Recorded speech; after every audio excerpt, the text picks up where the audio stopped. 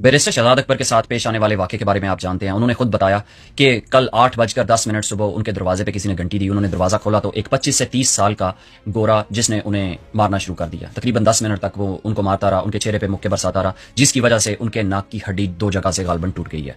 उनकी फैमिली की तरफ से शोर मचाने पर वो एक दफ़ा भागा, फिर वापस आया और उन्हें मारना शुरू कर दिया। बैरिस्टर शहजाद अकबर बेहोश हो गए, जिनको बेहोशी की हालत में पुलिस वहां से हॉस्पिटल लेके गई। उन्होंने ये भी बताया कि उनके घर से CCTV फुटेज पुलिस ले गई है और तहकीकात का आगाज हो चुका है। तरीके इंसाफ की तरफ से एक ट्वीट किया गया जिसमें उन्होंने कहा कि चंद दिन पहले DG ISPR ने प्रेस कॉन्फ्रेंस में शहजाद अकबर के बारे में कहा था कि मैं उसकी शक्ल भी देखना नहीं चाहता। आज सुबह कैम्ब्रिज UK में बैरिस्टर शहजाद अकबर के घर पर उन पर कातलाना हमला करवाया गया। ये तो सब जानते हैं कि वो इमरान खान से रिलेटेड किसी शख्स की शक्ल देखना नहीं चाहते, क्योंकि इमरान खान से मुखलिस लोग, इमरान खान से जुड़े लोग उनको सख्त तकलीफ दे रहे हैं। लेकिन मेरे ख्याल में ये वजह नहीं है कि DG ISPR को जाती तौर पर बैरिस्टर शहजाद अकबर पे गुस्सा है, इसलिए आज उन पर यह कातलाना हमला हुआ। मेरे नजदीक पाकिस्तान हाई कमीशन लंदन के बाहर जो 23 तारीख को एक धरना रखा गया था, जिसमें बैरिस्टर शहजाद अकबर ने एक बड़ी जबरदस्त तकरीर की। 15 मिनट की स्पीच थी, 15-16 मिनट की, जिसमें उन्होंने बहुत अहम बातें की। सबसे बढ़ के उन्होंने आसिम मुनीर की बुजदिली, बेवकूफी और उसके मुनाफिकाना रवैये के ऊपर बात की, जिसकी वजह से उनके ऊपर यह कातलाना हमला हुआ।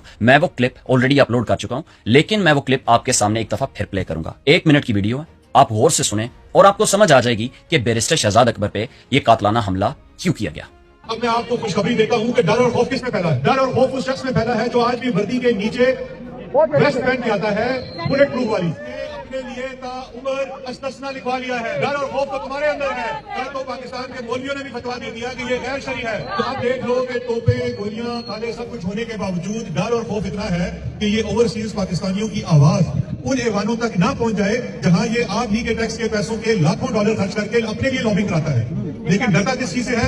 ओवरसीज पाकिस्तानियों की आवाज। आपकी आवाज कहां पहुंचती है? आपकी आवाज IMF तक पहुंचती है, आपकी आवाज कॉमनवेल्थ सेक्रेटेरिएट पहुंचती है, EU तक पहुंचती है। इसको अपने GSP स्टेटस की भी फिक्र पड़ी हुई है।